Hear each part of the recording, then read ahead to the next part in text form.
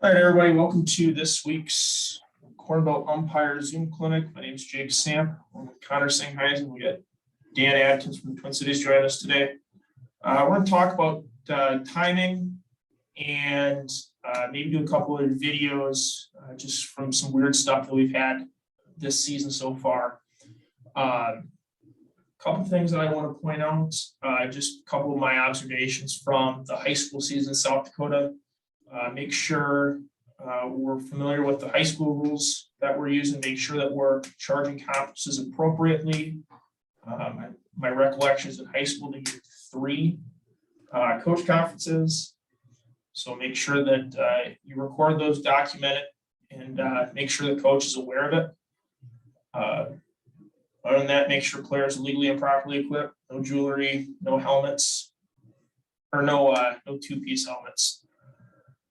So I'm going to kickstart us off today with a fun, we'll call it what not to do. And if anybody has met me before, they know that my philosophy is it's only a screw up if you do it twice. And if Jason's still here, so we can talk about this one. This was a couple weeks ago. And before I start the video, we had runners on first and second, 1 out. And this is what not to do when you have a hot box situation.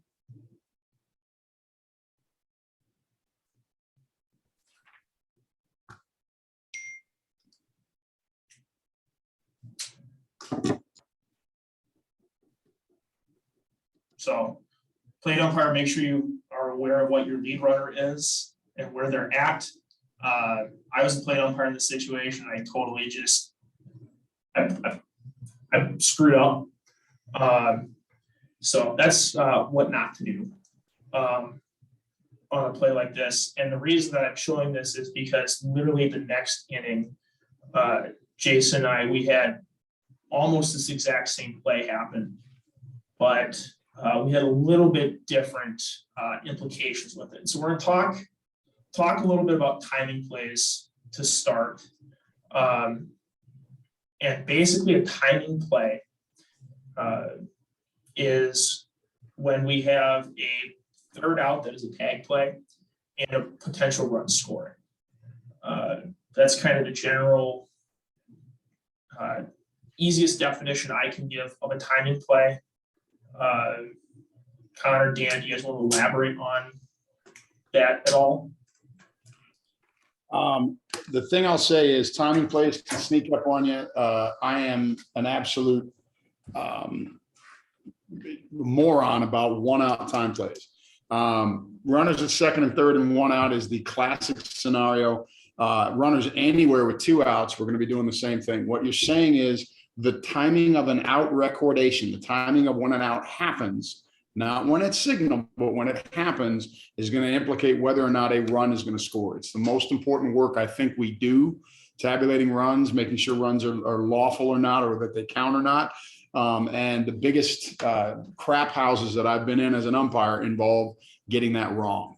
And a lot of it has to do with, we have to umpire a little differently when it is a time play. You don't call differently. You don't really position differently, but you may pull out that left arm and start pointing as to when you think a tag has taken place. You still have to officiate. You got to get your voluntary release. But if you can get that point on and your partner is observing from the proper angle, and that's what Jake is going to tell you about, then he can turn around and say one of 2 things. Either plate that run, which is this, or wave it off, which is this. It is not this. Waving off is up to the top. So Jake generally has got you thinking about the right idea. If there are 2 outs and a runner at second or third, we're in 2 out time play mechanics, and you want to make sure that you are watching as a plate umpire when the 3rd out is recorded. Makes a very big difference on whether that plate or that run plates or not.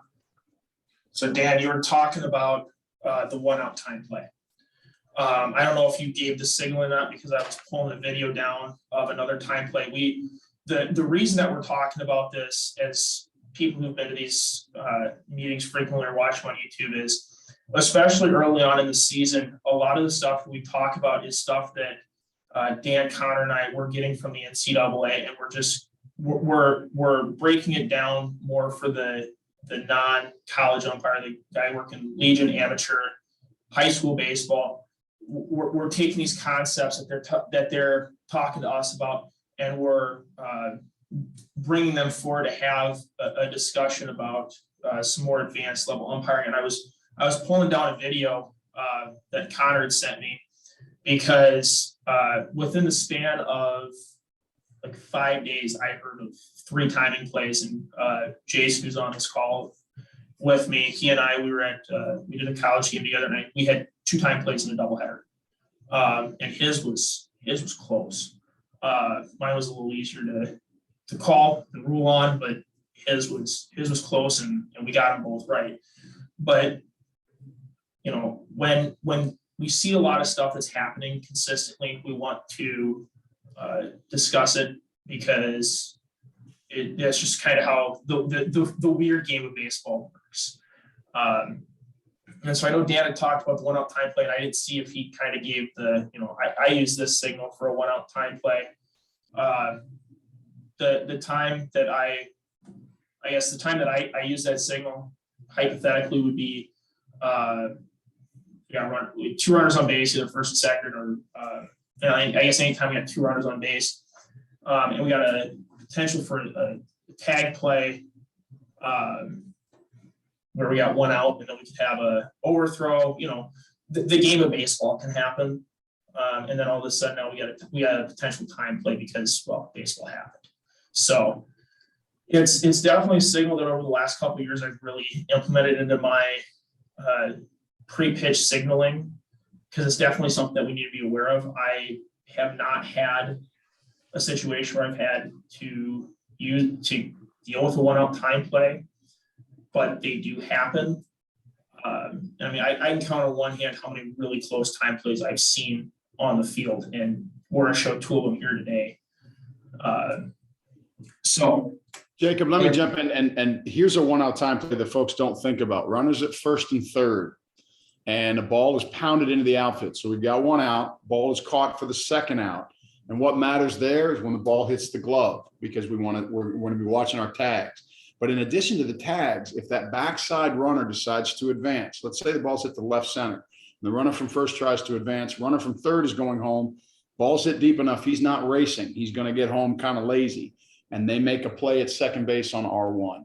What we need to have is, if it's 2 umpires, 3, whatever, the umpire that's calling that play at second base needs to get that arm up and say, now I've got the beginnings of the tag. I've got glove, ball, and on the body. And if he voluntarily releases, it could take him a roll to prove that. But when that happens, when that first effort at a tag happens, that run had better already be home, or you're going to be wiping it off.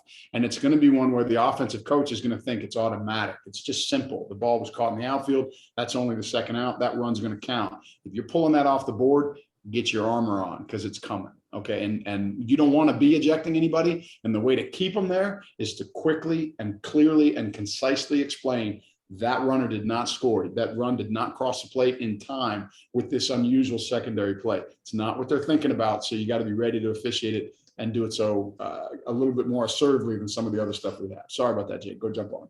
No, that's some good stuff that you got there. And so I'll move to the next video that I have. Go ahead, Larry. Something. The term time play is the correct term. The term timing play is an incorrect term. We've got to use the correct term. Make sure you never use the word timing when we're talking about these types of plays. Timing is doing good timing and bad timing on calls and pitches is timing. Time plays are what happens first, what happens second. That's a time play, not a timing play. So let's get our semantics correct. If we're going to explain this in a court of law, and I know Dan knows this, we've got to say the right term in the court of law. So this is our court right now. We're on our stage is the baseball field. Our court is the baseball field. Use the right term so they don't come back to bite you. Appreciate your clarification on it, Larry. Thank you. So as I alluded to, if you've worked with me before, my philosophy is it's only a screw up if you do it twice. This is literally this is an inning and a half later. Same pre-pitch scenario, except we got 2 outs in this situation. And we have a time play here.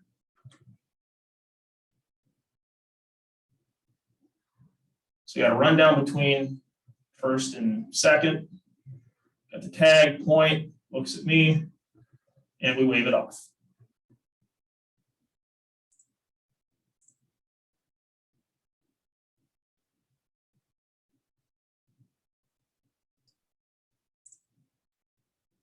One thing I love here, Jake, is that you kept point of plate. I think that's the best place. I see some guys get a little happy feet and try to get an angle on some stuff. It's just important to see right there because your eyes can get anything in the field that you need to as that runner's coming home.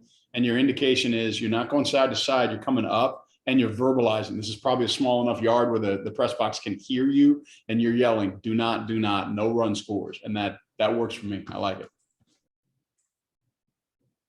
Yeah, is there a specific verbal mechanic that you use in that situation? Because I just said no run scores twice while wiping it. Subject to Larry's approval, or he might have something better. I'm not a fan. I try to go as few words as possible. So if I've got a ball in the outfield that's not caught, I'm only yelling no. And I may yell for players that are around me, down, balls down. But so I want to be simple and clear. So here I'm saying no run, no run, no run. And, do not plate that run. Sounds kind of weird. And it finishes with the word run. So you could confuse somebody and then you're clearing the board off. And now you got a longer argument with an offensive coach. So do not is not the language there. Just no run would be what I'd say. I agree with you, Dan. The term scores on the end of it is meaningless. Mm-hmm. That's exactly right. Yep, that's the wrong word to use. That's right. No, I don't say it's wrong. It's just meaningless. No run is good enough. Simplify and do everything as simple as you can. All right. One other minor thing that I saw here, and Dan, give me your thoughts here. This potential obstruction here, because F3's got the baseball right here. Do you think there's a signal that is required there necessarily? I mean, I realize the camera angle is horrendous. True. Because when I saw it the first time, I thought the fielder became aware that he might obstruct and really got out of the way pretty assertively. He took the wide step that you want. I think there's a danger in a two-man here of over signaling. Your partner has a responsibility here for just about everything having to do with this box.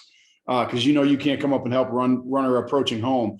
But if he's throwing a safe out and then quickly grabbing a tag, it's going to look confusing. So no, I don't think you signal there. You just got to be ready to deal with it. If an offensive coach comes out and says, hey, did F4 in that case, or whichever fielder that is, I think he obstructed, you're going to have to talk it through. But I don't think a signal here, a preventive signal, makes sense. It can be a danger of over communication.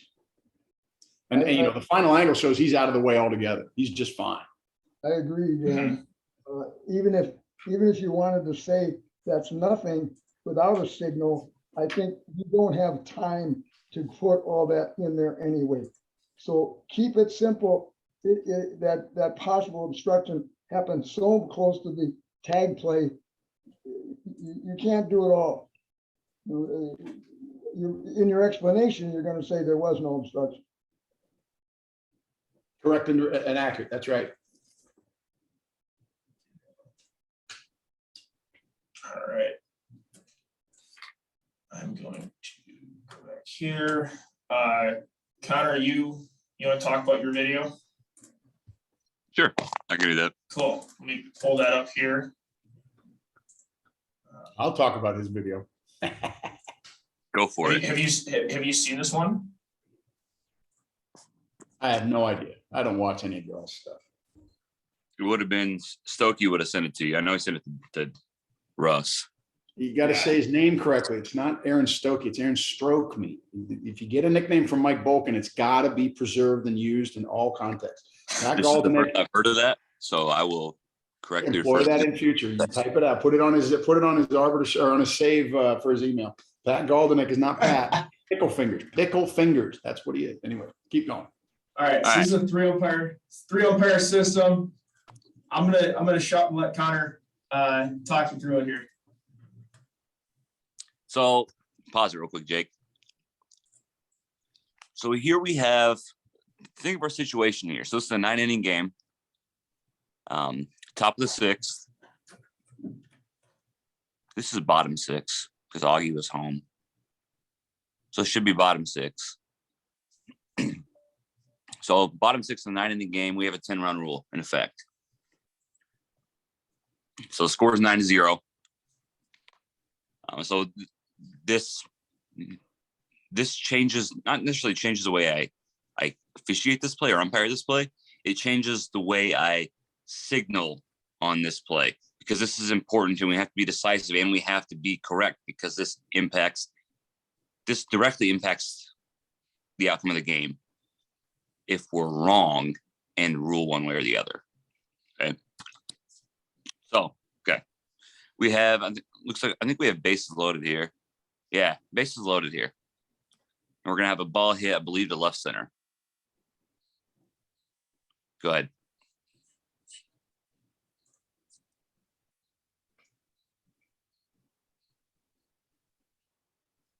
I'm sorry, runners on first and second.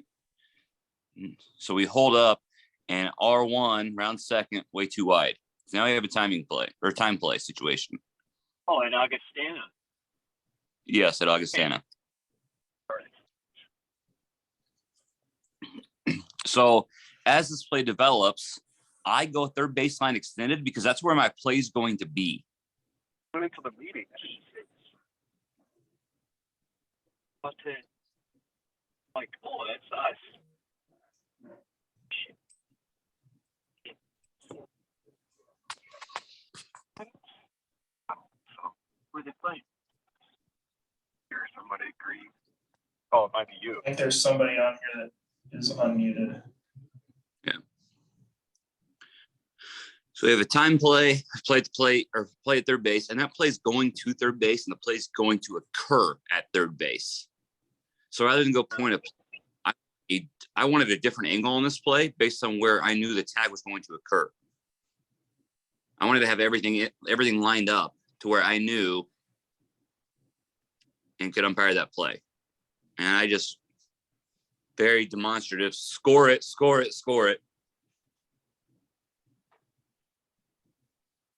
Now we would have to get together. And the first thing I hear, that the play occurs and the defensive coach says, all right, guys, we got to get one. So he knew what I had. He was not going to argue it at all. And on a fairly close timing play, like he knew what I had and he knew that I knew I was right because of the emphasis I put on that call in that situation. That's what I've got. What do Jake, I was so ready to tear him a new one, and I all I got now is praise. And I want to start with the base umpires. Umpire one in this instance absolutely seized his obligation, his opportunity to take the batter runner into and be on the backside of whatever was going to develop. And by getting there when he did, he released umpire. Look at number 3, hustling. That's just fantastic. We're going to end up with umpires in all the spots that we want. And I want to give Jake even more credit than he was thinking he'd get. He stayed point of plate in case that tag had been out by second base. He had it lined up for a possible advancing runner. And then when that isn't what's happening because they've thrown the ball here, I'm not sure why he didn't just chase him. But when it turned into a play closer to third, that's when our man stays in the dirt circle, gets into the left side box, the left-handed batter's box, and has the perfect look at this. All 3 umpires on this get a lot of praise. The only negative is umpire 3's got to be careful not to get in the way of the runner. And I would have stopped in the cut until the runner made a choice. And that's so rare to happen. It's a little tough. But U3 is going to come over here and you're going to see he's backing up, turns his back to get eyes on ball, and that's good, and ends up a little bit in the way. We almost have umpire interference on that.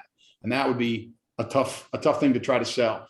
But look at the recovery and the perfect point right at the time. And he's even looking on both plays, Jake, on the play that you had before, your partner was looking to help you on the time play. And that's what we want to see. There's 2 sets of eyes, umpire 360. He's still got voluntary release. He's got plenty of time. He sees that. And now we got a voluntary drop of the baseball. This play is umpired It's more than they deserve. It's over umpire as far as I'm concerned. It really is outstanding. And Connor's dead right. When the coach sees this much hustle and this much just polish on this play, it's going to keep him from coming out and talking.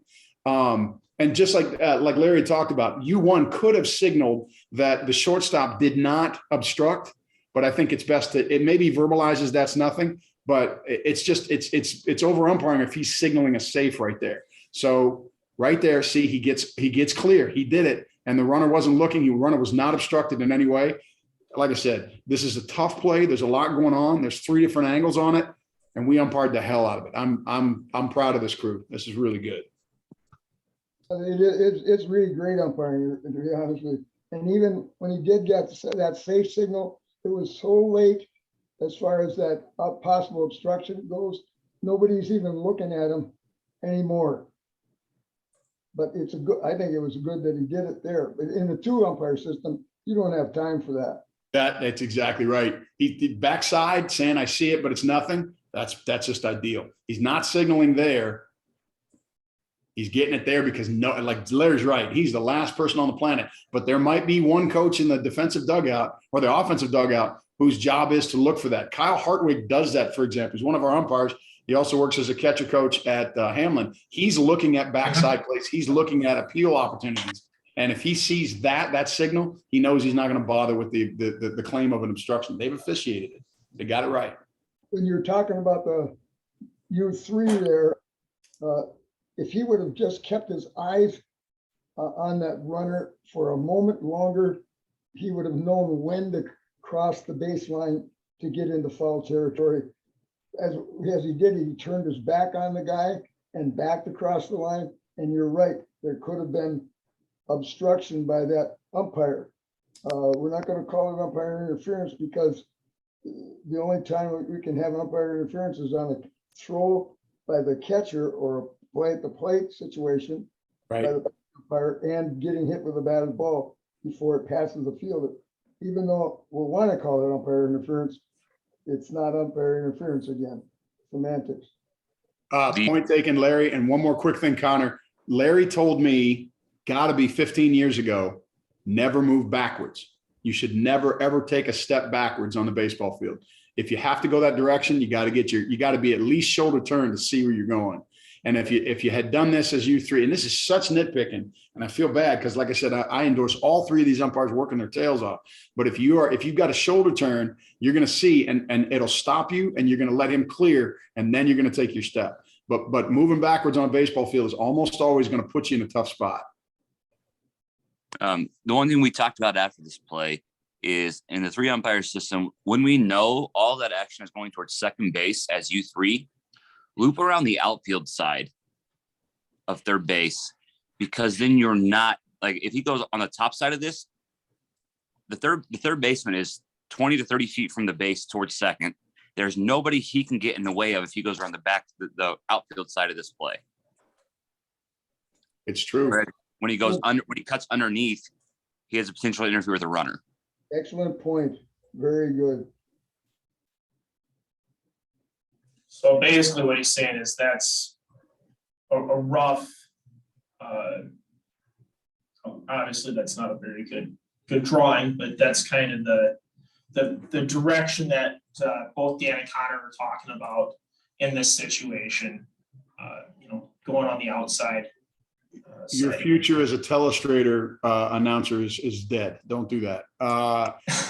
The other, that's a really good point, and it'll drive home, guys, as you start climbing. Even if you're working a high school game, if you end up in a 4 umpire system, 3 or 4 umpire systems, when there's an additional play, when there's a secondary play, you want to typically rotate to the external part of your base.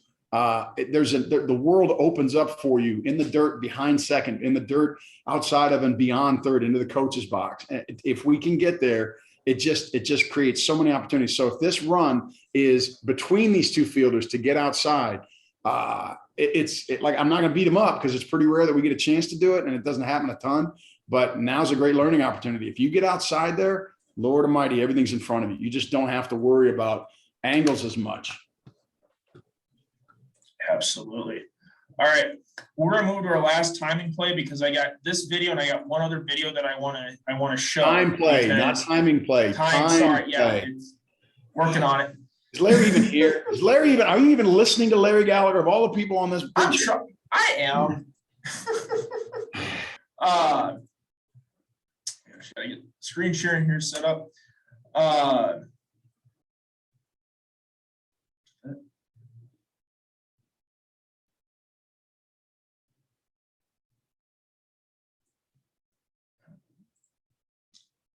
Let's do it this way. All right. So this is a time play that we have where we actually score the runner. Runners on first and third, 2 outs. Got a really weird steal play.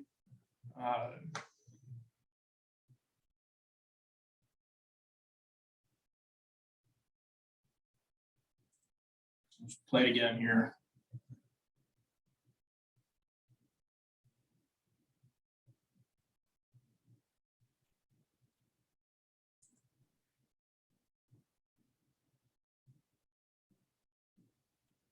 And Jason, are you still with us? Yes, sir. Awesome. You want to, I guess first, just, I mean, I can say that I as the base umpire in this situation, I'm taking the rundown. I know you're staying home because I heard you say I'm staying home. So I got the rundown here. And you kind of just want to talk through kind of what your thought was, what was going through your head when this was going on. Yeah, so obviously we have the weird steal attempt pickoff move going on there. Obviously we see the rundown, like you said, Jake, that's your responsibility with me. I'm staying home because there's a guy on third, and we know we have the opportunity or potential here for a time play. Actually, I do the complete opposite of Connor. I kind of swing over into the right-handed batter's box so I can angle it up because our play is in between first and second, unlike second and third like the previous one. So I wanted to give myself the best angle so I could see runner touching home plate as well as when the tag is applied. So that way I get everything squared up in my vision. And similar to Connor, I do my best. Big boy point at the plate. That's in. So that way I don't have to have any coaches coming out and complain from a defensive coach. I think he knew very well what I had. And I guess that was the way I tried to approach that play, I guess. It's just, I mean, that's how close of a timing play time play that we had. And yeah, Dan, Connor, Larry, anybody that has questions. I think he could have stayed on the point a little longer to see what R3's doing, so he can see him coming, so he knows he's going to get ready for it. But his final position is good for the plate. I think I don't think you should leave the plate that early until you know where you need to go. I always say save on steps till you need to take your step over there. He went right away. Jason, I think on this play, and I don't know if we talked about it or not. I may not have seen it when we talked last, but you start up the line, like Larry said early, but you're also really tight to the line. Yep. Makes sense. So you end up in good depth where you're out of the way and you increase your angle. But I think if you're like, the batter's kind of in there on you, move him out of the way. Yep. But if you get deeper and that first baseline extended when you get there, I think it gives you a better perspective on everything that's happening. It gives you a wider angle and more time to process that runner coming in. You got it right. You did a good job.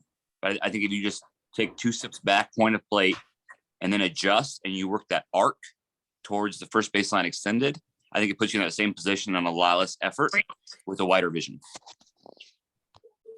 Jumping on that Connor's dead right. If the first thing we got to say is a lot of umpires miss this. I've had a colleague that was damn near in the first base dugout for reasons I'll never know, and wiped off a run that should have counted, and it ended up really causing us some trouble. if you, and happy feet happens here. Like you said, I wanted to go get a look. There's nothing you gain by going beyond the batter's box. And then you end up, like Connor's saying, you're in pretty close to the line. All that right there is all sort of not helpful. And you're going to have to retrace those steps. So if you stay on point the whole time and order that batter to get the hell out of there, you're going to have a great clean look. Because the other thing that might happen here is that catcher might end up obstructing. He's got no business being right there. If he doesn't start moving as soon as he does, there's a chance that we're just going to have this pointless obstruction, and then you're going to have to play to run and sort of reconstruct whether it was on time or not. You're going to plate it, but it's going to be a little tougher. Chase him too. You can say, catcher, watch your feet, because there's no play coming home. He's got nothing there. At this level, I'd tell him, catcher, you be careful. But more importantly, on that point, you wouldn't have to move at all. You could just stay right there. You got this thing lined up. If the play ends up going close to first, you might want to rotate a little bit, but you won't want to get closer to the plate. You can see it. The one thing I do really love here is you give as much energy to the touch of the plate as I think you can. You can't take your eyes off that time play. You have to keep them on it, but you do I can see your head turn. I can see you take in the second that he touches that plate. You didn't waste an instant to get down there. And I got a guy, Derek Roberts, who's got the most impeccable, I don't know how he does his third sense about where in the hell that sixth sense, or when that touch of the base is going to happen. And he gets that rocked in, that turns sideways and sees it. You do it here. You see when he touched, and then you look back and realize, I don't have my partner pointing yet.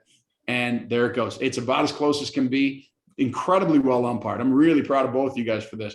And again, we're nitpicking tiny things so that when the next time it comes, in my head, I now have, because of watching these plays, point a plate. I don't have to give this up, point a plate. I'm still good here. And then I can go fight a wedge if I need it. I can go find that and get myself into it. But right here, point a plate would have been just perfect. Can I say something about, at the beginning, nobody really knew what happened. They call this a pickoff, call this a whatever. It's a rundown and all that. I'm going to teach you the coach's point of view here. The coach is calling this an early break. If the guy would have just got off 10 feet further and then they threw over, they would have called that a long lead as opposed to a straight steal. So those are the types of things you got to be ready for, especially at the collegiate and even lower levels. You'll never see this probably in a MLB game, but because they know what they're doing a little bit better as far as defense goes. Larry, I'll just say the Twins used to have a center fielder that used to do these late breaks, and a lot of times he'd create runs that way.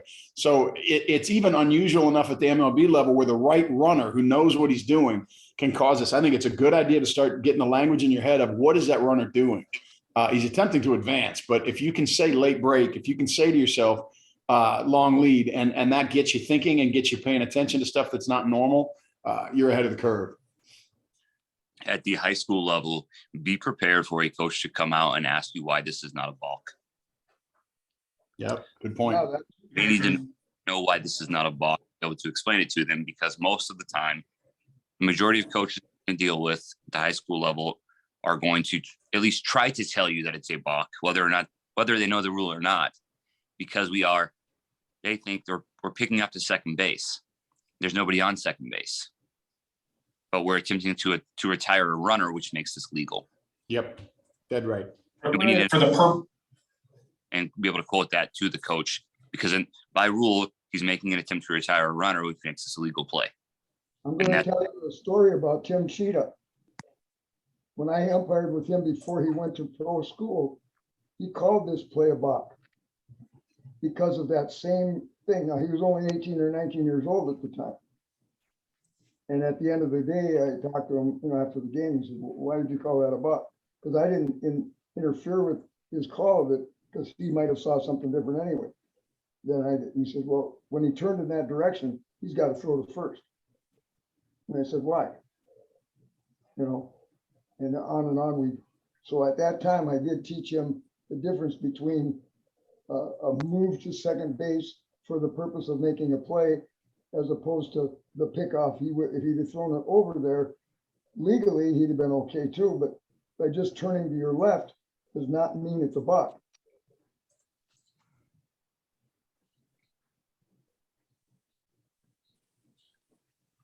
Yeah, we had some murmurs of a balk, but I mean, I'm watching, you know, I'm on my responsibilities here, and I had him clean off the rubber and go into the, doing it in a legal way. You had a jump turn to I- second, had a turn to first, hesitate, then second base. Say that again, Connor? You had a jump turn to second base, not a jump turn to first. Oh crap, second base. Yeah. Yeah, he was going Yeah. second the whole time. I'm with Jake. I had nothing there, and they offensive team did chirp a little bit about it initially, but they got their run scored and we didn't hear a word about it after that. A key This- thing in your tag there, by the way, notice that was a possibility he would have missed that tag. You understand that? So that run would have scored. I mean, it would have, because the tag attempt initially, he could have just missed that tag because it was on the top of his head or his back of the shoulder. So that's a good job of pointing right away. Who the heck is Jake? Thanks, Larry.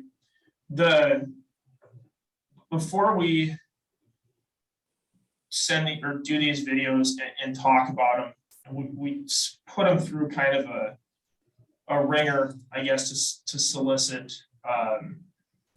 some feedback. And Dan, you had some great feedback for me on this play.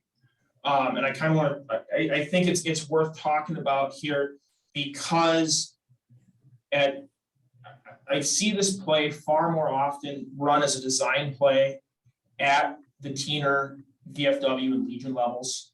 I see this play probably once or twice every 2 weeks.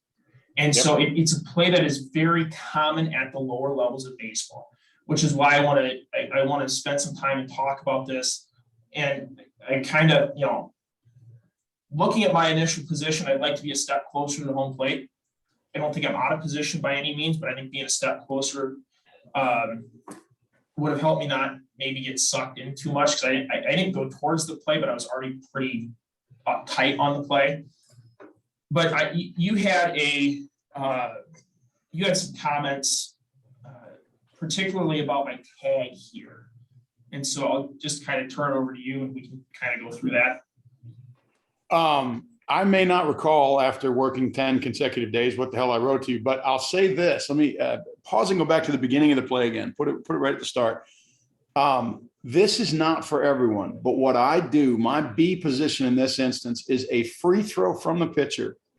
And this is a big mound. This is a wide mound. So I would be maybe 3.5 steps closer to second base. And I'm probably 4 steps closer to the mound. And I do work, I call it the advanced B or the forward B. And it's not for everybody because a left-handed batter could put this ball right in my nose and I'm going to have a hard time getting out of the way. But I like that pressure. I like that stress on me. It keeps me alert and it gives me an immediate underneath look at a pickoff at first base. You're never going to get the look you want on an attempted pickoff. It's the worst call in the game of baseball. I think it's the hardest thing to see, but at least I've given myself the best chance I'm going to get. The other thing it does, just like what Jake is talking about on this play, when this thing turns into a rundown or when there's something going on between first and second, I've got my proper distance and I can make my first or second steps. So I will work almost in the shadow of the pitcher. It's like I said, it's not for everybody, but if you're working a game at a lower level and you trust your there you go. Now he's pointing at the right spot. Now look at that telestrator. He's improving in front of our eyes, Connor. That's like I said. It's not for everybody. If you can get comfortable there, I'm telling you, the game of baseball opens up for you. It really does keep me alert, and it starts me thinking about that runner at first base a little more productively. What Jake is a little wide here for sure. You definitely want to have a line between the outside corner of the plate through the dirt circle that's going to transect your legs. It's going to go right in the middle. We used to say point your Johnson at that spot. So right there, that's where I'd want to have him if he's going to work the traditional spot what Larry used to teach and still teaches, which is halfway between the pitcher's rubber and second base. Some people will say halfway between the back of the mound and the beginning of the cut. But either way, he's a little deep for that, and he's definitely a little bit farther to his right, or excuse me, to his left than I'd like him to be. If he's in that position and this play opens up, he's already sort of perfectly positioned to let this thing move. As it is, Jake, why don't you tell them what comments I had for you, because I don't recall them off the top of my head. Mainly it was, I opened up too fast on the tag. Yep. There you go. So here, I'll get that cleared off, and then we'll just kind of play this through here. And yeah, I know that we had talked about this with the other video too, just kind of in our private email conversation between a couple of us. So I have tag here, and I'm still facing the tag itself. There you go. Now I'm away from it, and Well, now is when I come back. And I want to bring this back to what Connor had. You guys know, as a two-man crew, and Larry just talked about this, as a two-man crew, you got to put your obligations in order, and you want to help your partner to see this time play. You want to make sure that you get your eyes around, because you've got enough. And now the truth is, ideally, particularly in a three-man situation, you'd keep your eyes on that glove. And if you watch me anymore now, I don't care if it's a routine play at first. As the first baseman receives the baseball and starts moving, my eyes go with him until he releases the baseball on a throw, and then I indicate an out, because that's how important voluntary release is. That's how important it is to keep your eyes on the part of the play now that's most important. What happened was, this fielder gets that tag and looks at his glove to make sure he's got the baseball, and nobody's watching him. He might have put that thing on the ground. Now, I'm not beating Jake up too much, because again, he had an obligation he wanted to get to. He wanted the 360 umpire and assist his partner. But if you can, let your eyes travel to the glove, and verbally, if you have to, show me the baseball. Now here, very unlikely he drops it. You just saw a tag on the back of the runner, and he's brought the baseball with him. There's no ball rolling around. So your confidence that he's going to have a good voluntary release, I'm fine with that. But in a perfect circumstance, you want to see that release. You want to make sure you've got the baseball in the glove, and then move on to the next opportunity, which is to help your partner get that time play. Like I said, this one, like Connor's, you guys stomped the balls off this thing. It's a very, very good call, very, very good umpiring. And I imagine if anybody came out to talk about it, and that's the way to point that run. He's absolutely, there's no way to misinterpret that signal. He's saying, plate that run scores. Magnificent. That's exactly what you want to see. See, right there, there's no reason for you to be looking at your partner to let him know that you've got a tag. Your initial movement of the point was enough for him to know. There you go. You don't have to see that he knows. You only have to know that you know there was a tag. Now he can see that. After the play's completely over, now you can take a look and see if he's doing what you think he needs to do. Good job all over, though. Thanks, Larry. We got 13 minutes left. I think, Jason, you got a couple minutes still? Yes, I do. All right. One of our most heavily requested topics to cover is situation handling. We had a very interesting batter interference situation where we had a little bit of a situation after the fact that we were able to have a really good discussion on. So Dan, I will pull that video up for this.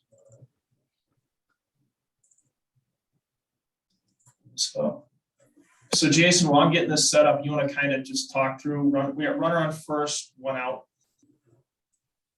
Yeah, we had a runner on first with one out, and attempted steal. The video's not pulled up, Jake. I don't know if you want me to wait till that's. I'm pulling it up right. Still got it. Okay.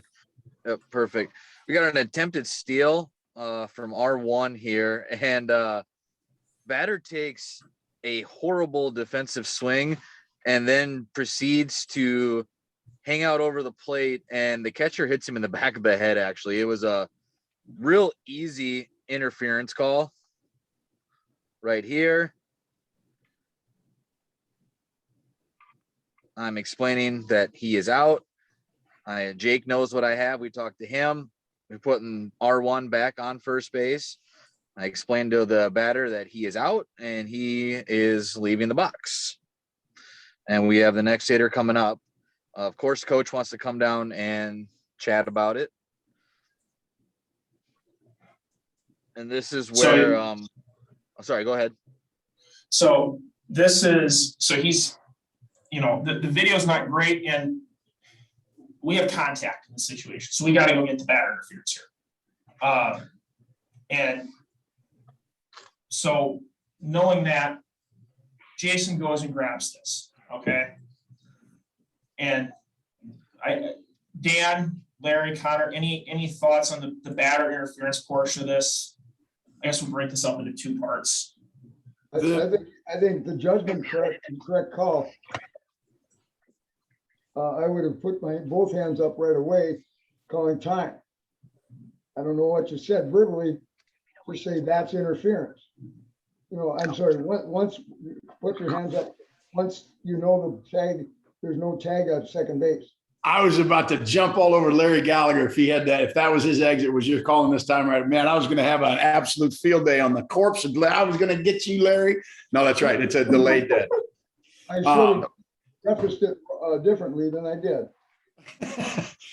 No, and Larry's right. The signal comes, and I like that, Jason. I think you let it play out in your head. There's no hurry on this. So I like your timing on when you grabbed it. But what I do to grab it is, Larry's right. First thing is 2 hands in the air, because we do have time now. We do not have an out on the immediate effort at second base. The runner is not out on the initial play at second. So then you want to call time. The other way to do it, if you are going to grab this before that play's finished, you can take your left arm over the top. I don't know if I'm on screen. I'm not, but it doesn't matter. Left arm over the top, and you can point down at the batter as you're sort of exiting your area. And I go to my right, and I'm pointing at the batter saying, that's interference. That verbalized, that's interference, says I got it on time. Coaches, because one of the things that you're doing here is you're communicating to a coach in the third base box like he's the only one there. To hell with that guy. I'm communicating to the press box, and I'm telling the baseball gods that I have an illegal act here. I've got a violation. So if I go over the top and say that's interference, if I don't have to, if I'm going to let it play out, or it's a slower developing interference, then all I'm going to do is get both hands up in the air and say, time, that's interference. And then I'm going to take my right arm and say, batter's out. The effect of the interference, the cleanest way, the fastest way, the most defensible way for your assigner, your conference coordinator, is to come up and say, batter's out. And then you're going to immediately point, as quick as time permits, you're going to grab R1 and put him back to first base. And all of that, we make our money from advancing runners, returning runners, and getting obstruction and interference on time. It's the toughest stuff. It's not rare, but it ends up mattering. So if you come up like you did, I like this. The timing on this is all good, but now you're hollering at the third base coach. That clown, don't worry about him. We'll get him when we need to. And I happen to know who it is, and I know why you're talking to him. That's fine. But what I'm going to do is say, that's interference. You get back to first base, and then I'm going to go back to work. And if the coach wants to get my attention, he's got to assertively come to the 45 and say, Jason, I want to talk to you. I'm not going to meet him. I'm not going to assume a conversation. You hear you're walking back to work. That's fine. Clean the plate. That's fine. You feel him coming. Okay. Now go have that conversation with him. And I think what Jake was trying to get us to think about is, in handling situations, do as much as you can before the situation even becomes a conversation, before you even get to that point. And then it gets a lot easier, a lot cleaner. And remember, you owe him an opportunity for him to say what he thinks. But the minute he starts repeating himself, we're going to move on. You handled this quickly, so I like it. This worked out in those terms. If you'd been a little cleaner with your physical communication, you might have kept him from coming down at all. But there's no question that batter interfered. Oh, I got a question, Dan, just for you here while I have your attention. So I'm walking, I walk forward and right after I get the interference, and I'm going to go grab the runner, but and put him back to first. But obviously my partner, Mr. Samp, is got all over that and has him back there. Do I need to walk out in front of the plate there, or should I stay behind? That's an incredibly good question. We aren't always assigned, as luckily, to get Mr. Samp as our partner. We don't always have Connor as our partner. You don't necessarily know if your colleague is as advanced. And again, one of the things that'll happen is you'll have a partner that's locked in, and you'll end up somebody rotated in because of weather that maybe doesn't have the experience at this level. So it's smart to be ready, and you do that. You're paying attention. Once you realize that Jake's got it, you come back and take care of him. I'm okay with you coming out there. I think that there's nothing wrong with you being in position to be ready to make that happen if Jake doesn't get it, but you did. But again, the only thing I'll say here is that coach is getting your attention too early. And then when he's coming down, you're talking to him before you get there. No, sir. I don't yell at anybody. I don't let them yell at me. I'll put a hand up and say, hang on, we're going to get together. Now you get the baseball. That's good. You're moving from station to station, but you're talking to him here. Not going to happen. No, I don't want anybody to hear my conversation with that coach in case he starts saying something that is ejectable, but I don't want to toss him. Or, again, that conversation is just for us. So I'm going to wait until we get together. And when I get to him, I'm going to turn sideways because every coach is a threat to beak me. Every coach wants to get his hat under mine, and he wants to get high hat, and he wants to do some things that he's probably not supposed to. So I'm going to turn sideways and go parade rest, and I'm going to let him tell me what he's got. If he's already kind of indicated that he just wants to get one thing out of the way and it's going to be a quick conversation, maybe, but watch that turn into something that's longer. So use the same mechanics every time. I would, again, no communication while you're walking, get to the 45 at the line, not down in here in this working area, but on the line, on the third base line at the 45 foot. Make sure you keep your 6 feet, hear what he has to say, respond, and then don't be talking as you walk away. I don't think you do, but some guys will want to add a last shot. My buddy Matt Hordick dropped the last shot for the ages on a guy winning his 600th game, and it did not end well. We don't ever want to communicate after the parting. So make sure you get everything said. And if you finished it within my judgment, that's interference, turn and walk and don't say anything more and try not to listen. If he's not using the word you and shouting and cussing, even if he throws in a last word, to hell with it. Who cares? Let's move on and play the baseball game. Yeah, I love the comment. And before Jason or anybody else steps in, I want to add, and Jason, we talked about this after I clipped this video. And, as Dan was talking, the head coach here has your attention and you're talking to him right here. One thing that I want to caution people in general with when we're interacting with coaches, never assume what is occurring. For all we know, he could have been coming down to report us up. And so just whenever I have a coach that wants to chat, I walk over, I go to the proper position, and it's what's up, and then whatever their first name is. That's just kind of how I start a conversation of, hey, what's up? And then I let them talk to me. Then I stop and I think it through what their questions. I don't want to go into anything with a preconceived notion as to what they're going to be asking about, because I don't want them to be talking about this close play. And I'm thinking that, oh yeah, I'm gonna get chewed here now because I stepped up and made a call here, when in reality they're just bringing in a pinch hitter. So don't assume what they want to talk about. Let them talk, stop, think, process, respond. I guess that's kind of my thoughts. Connor, got anything else? Oh, Connor's headed out. Nobody wants to hear from Connor anymore. Any other thoughts, comments, feedback? Just as a reminder here, Jake's actually the reason the coach and I had a very short conversation because he wanted to know if there was contact. And I said, yes, but there doesn't even have to be. As long as if he impedes that catcher's ability to throw that baseball, we have interference. So that's just a good reminder for everyone is there doesn't have to be contact. And Jason, if he asked me, was there contact? I'd answer, yep. That's it. Okay. I don't educate. I don't want to get, because and you're not wrong. Your instinct is good. You're trying to anticipate the next conversation you might have with this guy. And I know that guy. So I just give him yep. And then I'm not teaching him. I'm not educating him. That's not for him. If he can't figure it out, he's got a rule book and he's got assistant coaches that can help him. I've learned over the years, less is more. Really want to keep it tight. Yeah, answer the question. That's what you're Yep. there for. Just like a court of law, right there, lawyer? Exactly right. Exactly right. Can't quote silence. Absolutely. So unless there's any questions, feel free to chime in here real quick. But if we don't have any questions or any other comments, I will end this, and we will see you all next week. Good discussion. Let's see if we can, everyone. Thanks for all the video. See you, boys. See you, Larry. Almost caught you. Thanks, guys. See ya. It was my fault.